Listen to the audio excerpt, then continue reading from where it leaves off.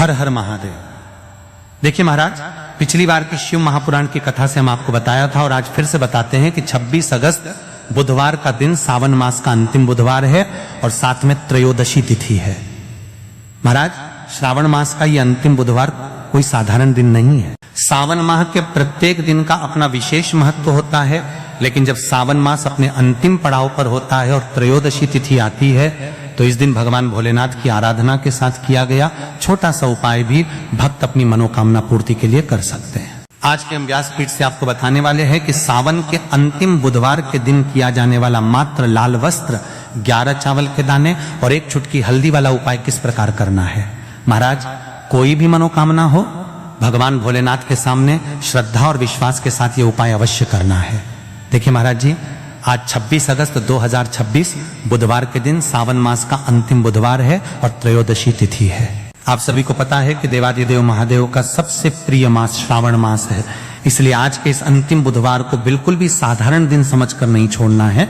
यदि आपके जीवन में धन से जुड़ी समस्या है, कार्य में बार बार रुकावट आती है, परिवार में परेशानी चल रही है या आपकी कोई ऐसी मनोकामना है जो लंबे समय से पूरी नहीं हो रही है, तो महाराज आज के दिन ये छोटा सा उपाय श्रद्धा के साथ अवश्य कर लेना। मेरी प्रत्येक माता बहन से निवेदन है कि सावन मास के अंतिम बुधवार त्रयोदशी तिथि के दिन लाल वस्त्र में 11 चावल के दाने और 1 चुटकी हल्दी का ये उपाय अवश्य करें। देखिए महाराज, ये उपाय बहुत ही सरल है। इसके लिए आपको कोई बड़ी सामग्री नहीं चाहिए। आपको केवल एक लाल रंग का साफ वस्त्र, 11 साबुत चावल के दाने और 1 चुटकी हल्दी लेनी है। चावल टूटे हुए नहीं होने चाहिए, साफ और साबुत चावल लेने हैं। हल्दी भी साफ होनी चाहिए। अब बात आती है कि यह उपाय किस समय करना है। महाराज, इस उपाय को आप प्रदोष काल के समय कर सकते हैं। यदि किसी कारण से प्रदोष काल में नहीं कर पाते हैं तो रात्रि के समय भी भगवान शिव का स्मरण करके ये उपाय कर सकते हैं। मेरी कई सारी माताएं बहनें रोज पूजा पाठ करती हैं। उनसे विशेषकर निवेदन है कि आज सावन मास के अंतिम बुधवार और त्रयोदशी तिथि के इस पावन अवसर पर इस छोटे से उपाय को श्रद्धा के साथ अवश्य करें। अब देखिए महाराज, उपाय करना कैसे है इसे बहुत ध्यान से समझिए। सबसे पहले एक साफ लाल वस्त्र ले लीजिए। उस लाल वस्त्र को अपने सामने रखिए। अब उसमें 11 साबुत चावल के दाने रखिए। इसके बाद उसमें 1 चुटकी हल्दी डालिए। अब इन तीनों चीजों, लाल वस्त्र, 11 चावल के दाने और 1 चुटकी हल्दी को भगवान भोलेनाथ का स्मरण करते हुए श्रद्धा से तैयार करना है। इसके बाद लाल वस्त्र को अच्छे से बांधकर एक छोटी सी पोटली बना लीजिए। पोटली बनाते समय मन में भगवान शिव का नाम लेते रहिए, अ नमः शिवाय।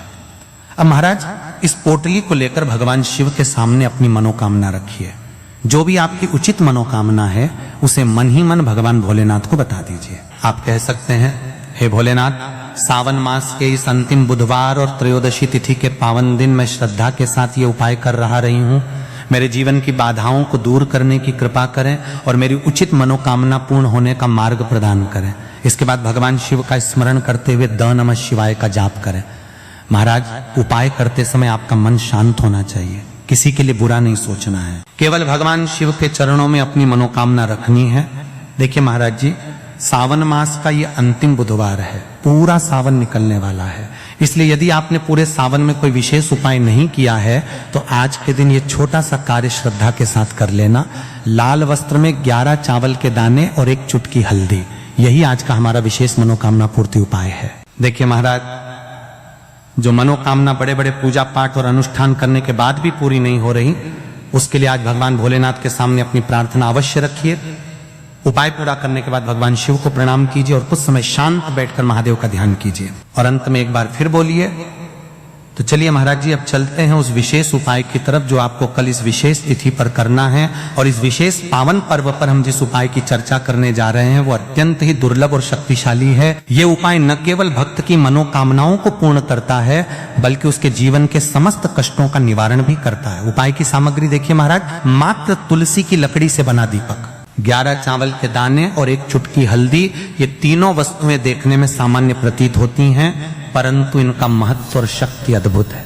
जब इन्हें सही विधि से सच्चे मन और श्रद्धा के साथ शिव मंदिर में प्रयोग किया जाता है तब ये उपाय अलौकिक परिणाम प्रदान करता है। तो देखिए, तुलसी की लकड़ी का दीपक, 11 चावल के दाने और 1 चुटकी हल्दी। तो सबसे पहले आपको हम दीपक के बारे में बताते हैं। तुलसी की लकड़ी का दीपक, तुलसी माता का वर्णन शास्त्रों में अत्यंत पवित्र माना गया है।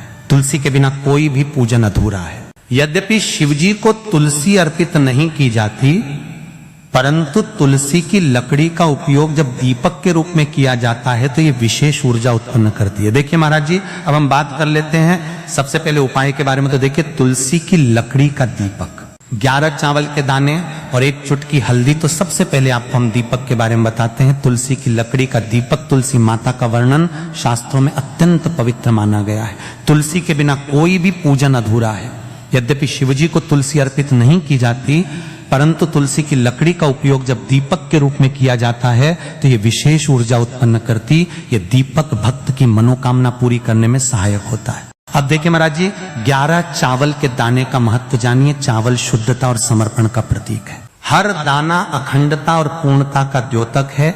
जब 11 चावल शिवलिंग पर अर्पित किए जाते हैं तो ये 11 इंद्रियों का नियंत्रण और शुद्धिकरण करता है। मात्र 1 चुटकी हल्दी, 1 चुटकी हल्दी, हल्दी माँ भगवती का प्रिय है और यह सौभाग्य, आयुर्वेद और पवित्रता का प्रतीक है। शास्त्रों में कहा गया है कि जहां हल्दी का प्रयोग होता है वहां माँ लक्ष्मी का वास होता है। इसलिए जब इस हल्दी का प्रयोग शिव मंदिर में किया जाता है तो यह शिव शक्ति और लक्ष्मी दोनों की कृपा प्रदान करता है। कई सारे लोग प्रश्न करेंगे कि महाराज जी, ना ही शिव जी को तुलसी समर्पित कर सकते हैं और ना ही इस उपाय को किया जाता है। तो देखिए, इस उपाय को आपको शिव मंदिर की चौखट पर करना है। ये जो दीपक हम प्रज्वलित करेंगे ये शिव मंदिर की चौखट पर करेंगे। तुलसी का संबंध आध्यात्मिक शांति, मानसिक स्थिरता और रोग नाश से है। जब तुलसी की लकड़ी का दीपक जलता है तो घर या मंदिर के आसपास की नकारात्मकता तुरंत दूर हो जाती है। तो देखिए महाराज जी, आपको इस तुलसी की लकड़ी के दीपक के बारे में हम आपको सबसे पहले बताते हैं। हालांकि आपके तीनों उपाय को साथ में ही करना है, लेकिन सबसे पहले और प्रथम तुलसी की लकड़ी का दीपक। तो देखिए, तुलसी की लकड़ी प्राप्त करना,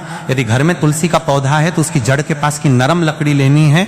यदि घर में तुलसी का पौधा नहीं है तो बाजार से भी तुलसी की लकड़ी खरीदी जा सकती है। कई सारे घरों में तुलसी का वृक्ष नहीं होता है तो आप ये भी कर सकते हैं। ध्यान रहे, यदि आप किसी और के घर से ले रहे हैं तो उसे दक्षिणा अवश्य दें। बिना दक्षिणा के तुलसी लेना अशुभ माना जाता है। लकड़ी को तैयार करना, तुलसी की लकड़ी को छोटे टुकड़े में काटकर उसकी बत्ती बनानी है। उस बत्ती पर कपास रुई लपेटना है ताकि वो दीपक में ठीक से जल सके। अब यहाँ पर महाराज जी, कई सारे लोग प्रश्न करते हैं कि दीपक हमें आटे का लेना है या फिर हमें दीपक मिट्टी का लेना है। तो देखिए, आपको मिट्टी का दीपक का प्रयोग करना है क्योंकि हम तुलसी के लकड़ी के दीपक वाला उपाय कर रहे हैं। ठीक है, दीपक केवल मिट्टी का होना चाहिए। पीतल, कांसे या किसी और धातु का दीपक इस उपाय में उपयोग नहीं करना। मिट्टी का दीपक धरती तत्व का प्रतिनिधित्व करता है और यह शिव पूजन में सबसे उत्तम माना जाता है। अब देखिए महाराज जी, हमें तेल का किस प्रकार प्रयोग करना है। तो देखिए, तेल का प्रयोग इस दीपक में तिल का तेल या घी का प्रयोग करें। तिल का तेल पापों का नाश करता है और घी समृद्धि व शांति का वास कराता है।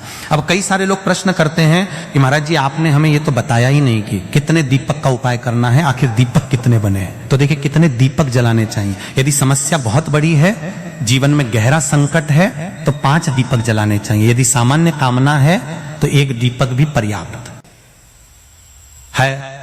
हर दीपक जलाते समय यह भावना रखें कि हे भोलेनाथ, ये दीपक मेरी अंधकारमय जीवन राह को प्रकाशमय करे। जेके महाराज जी, तुलसी के लकड़ी के दीपक वाला उपाय है, ये कोई साधारण उपाय नहीं है।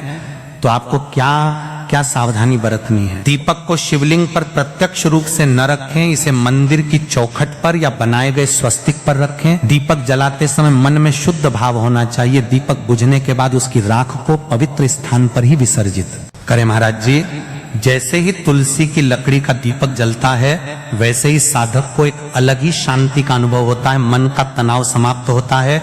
आंखें बंद करके जब दीपक की लौ के सामने बैठते हैं तो लगता है कि ये लौ सीधे आत्मा से संवाद कर रही है। ये लौ मानो भगवान शिव के आशीर्वाद का प्रतीक बन जाती है। अब देखिए महाराज जी, हम बात कर लेते हैं 11 चावल के दाने वाले उपाय के बारे में। ठीक है, 11 चावल का धार्मिक महत्व। महाराज जी, चावल अन्न केवल भोजन का साधन नहीं है, बल्कि इसे पूर्णता, शुद्धता और अखंडता का प्रतीक माना गया है।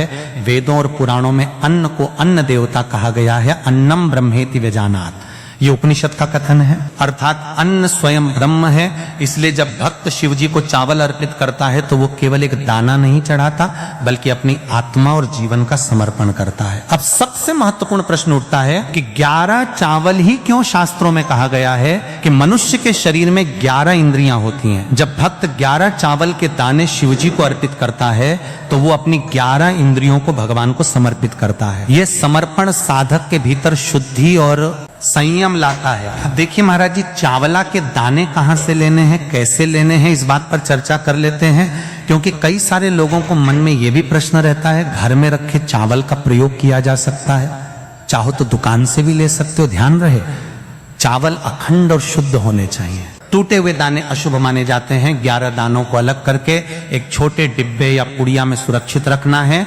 चावल अर्पण की विधि अब सुनिए महाराज जी, 11 चावल के दानों का प्रयोग कैसे करना है। अब देखिए महाराज जी, जैसे ही आपके चावल के दाने आप एक पुड़िया में रख लेते हैं, अब आपको शिव मंदिर में जाकर के इस उपाय को करना है। तो देखिए, आप एकदम स्वच्छ जल से नहा होकर के शिव मंदिर पहुंचे और आपको इस उपाय को करना है। तो देखिए, कई सारी मेरी अन्य माताएं बहनें रहती हैं जो शिव मंदिर में जाती से ही दूसरी अन्य माता बहनों से सामग्री मांगने लगते हैं, जैसे कि वो जीजी अपने बेलपत्र लाए हो क्या, एक देना, आज मैं लाना भूल गई, वो जीजी थोड़े से फूल दे दो। तो देखिए, आपको शिव मंदिर में जाकर के ये नहीं करना है, आप सिर्फ अपनी सामग्री से उपाय कीजिए और घर आ जाइए। ठीक है, जब मंदिर जाएं सबसे पहले शिवलिंग पर गंगा जल या शुद्ध जल चढ़ाएं, ता नमः शिवाय का जप करते हुए शिवलिंग का ध्यान करें। अब सबसे पहले एक चावल का दाना गणेश जी के स्थान पर अर्पित करें, क्योंकि गणेश जी बिना हर कार्य अधूरा है। इसके बाद शेष 11 दानों को एक एक करके शिवलिंग पर अर्पित करें। हर दाना चढ़ाते समय मन में एक एक प्रार्थना करें, जैसे पहला दाना, हे शिव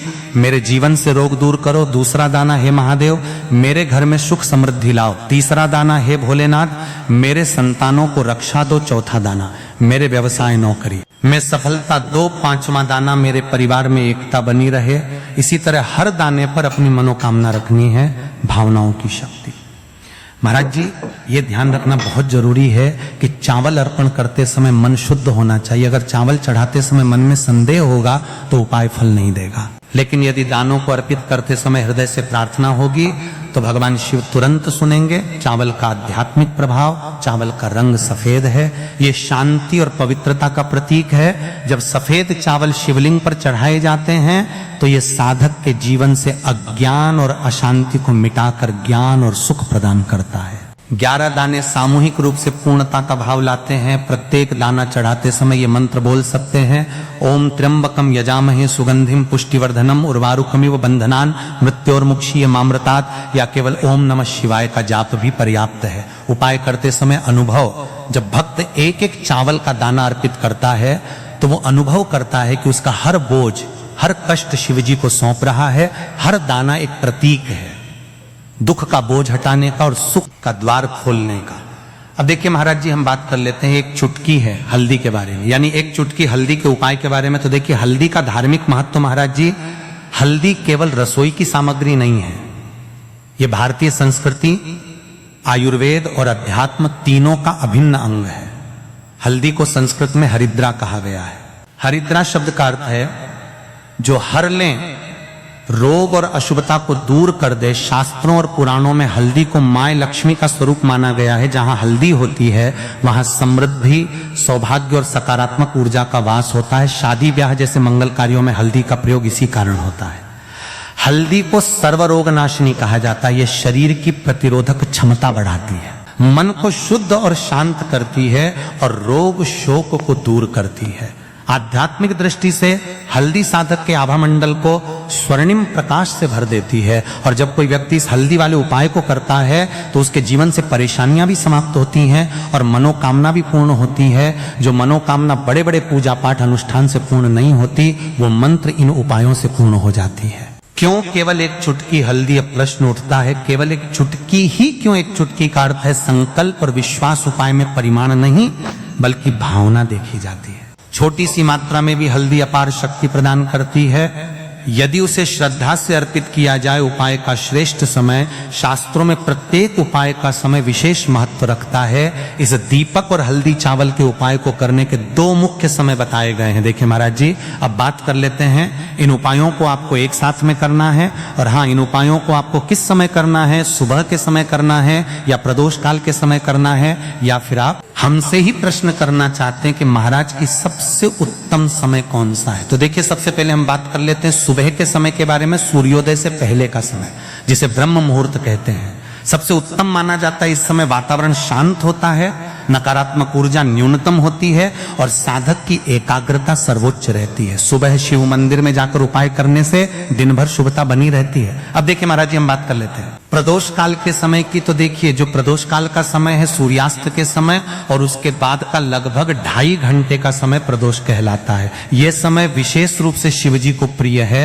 प्रदोष काल में दीपक अर्पण करने से जीवन के सभी पाप और बाधाएं दूर होती हैं। शिव जी को प्रसन्न करने के लिए प्रदोष व्रत का उल्लेख भी पुराणों में है। इसलिए भक्त चाहे सुबह करें या संध्या प्रदोष काल में, दोनों ही समय ये उपाय अत्यंत प्रभावकारी होता है। उपाय करते समय सावधानियां, शुद्धता का ध्यान रखें। मंदिर जाते समय मन और तन की शुद्धि बनाएं। स्नान करके ही उपाय करें, सकारात्मक भाव रखें। उपाय करते समय मन में कोई नकारात्मक विचार या संदेह न लाएं, दीपक न बुझने दें। दीपक को ध्यानपूर्वक रखें ताकि वह स्वयं बुझे नहीं, अन्य से चर्चा न करें। उपाय करते समय उसे गुप्त रखें। यह व्यक्तिगत साधना का हिस्सा है, अन्नदान का संकल्प। उपाय के बाद यदि संभव हो तो किसी गरीब को अन्न या वस्त्र